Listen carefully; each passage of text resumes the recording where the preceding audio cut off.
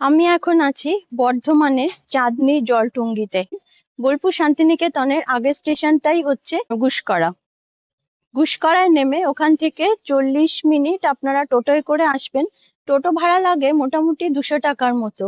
আর এইখানে এলে আপনারা একটা ওয়াটার প্যাভিলিয়ন দেখতে পাবেন।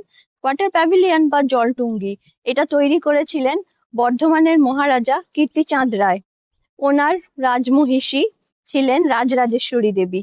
রাজরাজেশ্বরী দেবীকে সন্তুষ্ট করবার জন্যই উনি এখানে এই জলটুঙ্গিটা তৈরি করেছিলেন। এই জায়গাটা আগে যেরকম ছিল এখন তার থেকে অনেকটাই বদল হয়েছে, সংস্কার করা হয়েছে এই জায়গাটা।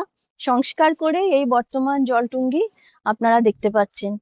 আর এইখানে মহল ছিল, প্যালেস ছিল, সেগুলো সবই ধ্বংসপ্রাপ্ত হয়েছে। এলে আপনাদের খুবই ভালো লাগবে।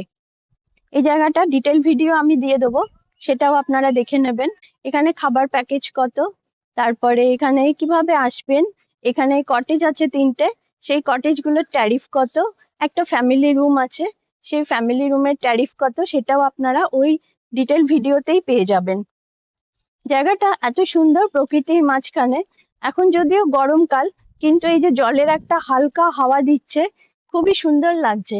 একদম ঠান্ডা প্রকৃতির মাঝখানে আপনারা 1টা কিংবা 2টো দিন থাকতে পারবেন।